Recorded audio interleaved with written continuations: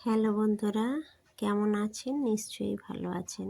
আমি আজকে যেটা করছি সেটা হচ্ছে এক সাইডে আমি বসিয়েছি চালদার আচার আর একটা সাইডে বসিয়েছি নারকেলের মিষ্টি। দুটোই হবে, একদিকে হবে মিষ্টি আর একদিকে হবে টক। তো দুটো জিনিসই আলাদা আলাদাভাবে স্বাদ গ্রহণ করবেন। নিশ্চয়ই আপনারা সবাই জানেন, সবাই করতে পারেন, কিন্তু আমি যেভাবে করছি যদি একটু সময় নিয়ে দেখতেন তাহলে খুব ভালো হতো। তাই বলছি, দেখলে খুব ভালো হয়। তাই দেখার জন্য অনুরোধ করছি, এই পুরো ভিডিওটা দেখার জন্য। তাই এই যে চালদার আচারটিকে আমি প্রথমে সিদ্ধ করে নিয়ে তারপর চালদাটিকে থেতো করে নিয়েছি, তারপর বসিয়েছি, তাহলে খুব একটা স্বাদ আসে।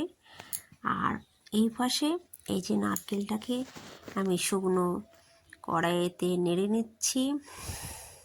এটাও একটা অন্য ধরনের মিষ্টি হবে, তাই দেখতে বলছি। আর এই যে আচারটা, এটা খেতে যেমন সুস্বাদু হবে তেমনি দেখতেই পাচ্ছেন কেমন লাগছে। এটাতে নুন, হলুদ, মিষ্টিটা দেওয়া হয়নি। নুন হলুদ দিয়ে আমি একটু কষে নিচ্ছি, না কষলে ভালো লাগবে না। তারপর আমি এই যে নারকেলের মিষ্টিটাতে এটাতে আমি গুড় দিয়ে দিয়েছি, আর এই টকের দিকটাতেও দিয়ে দেবো। দুটো সাইডে আমি করছি, কারণ একসাথে হয়ে যাবে বলে আমি দুটো গ্যাসের উনুনে দুটো বসিয়ে দিয়েছি। দেখতেই পাচ্ছেন এই চালদার আচারটি ফুটতে শুরু করে দিয়েছে, আর কত সুন্দর! এখনই মনে হচ্ছে জিভে জল চলে আসছে। কার কার আসছে আমি জানি না, তবে আমার তো করতে করতে জল চলে আসছিল। জলটাকে খুব ভালোভাবে আটকে নিয়েছি। আপনাদেরও নিশ্চয়ই জল আসবে। দুটি ফুটতে শুরু করে দিয়েছে এবং দারুণ দেখাচ্ছে। আমার তো খুব ভালো লাগছে। এই যে তা করতে করতেই আমার চালদার আচারটি তৈরি হয়ে গেছে। এতে কিন্তু জল দেওয়া যাবে না, জল দিলে চালদার আচার নষ্ট হয়ে যাবে। তাই জল ছাড়া গুড় দিয়ে আমি ভালোভাবে ফুটিয়ে নিয়েছি এবং আবারও চেঞ্জ করে নিয়েছি উনুন দুটিকে। আমি এই বড় উনুনটিতে আবার নারকেলের মিষ্টিটিকে চাপিয়ে দিয়েছি, আর এই পাশে যেটি আচার সেটা আমার তৈরি হয়ে গেছে তাড়াতাড়ি করে।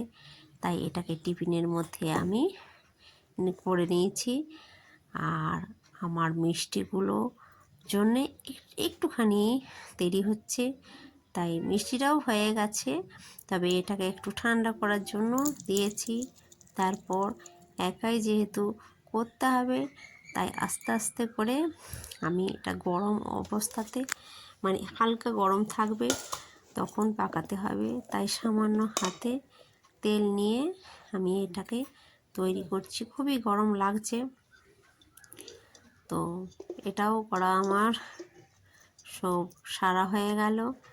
তো নিশ্চয়ই আপনাদের দেখতে ভালো লাগছে, আর এইগুলো খেতে তো আরোই ভালো হয়েছে। কতগুলি মিষ্টি তৈরি হয়ে গেছে। আমি হয়তো দিতে পারছি না, কাছে এলে হয়তো দেয়া যেত।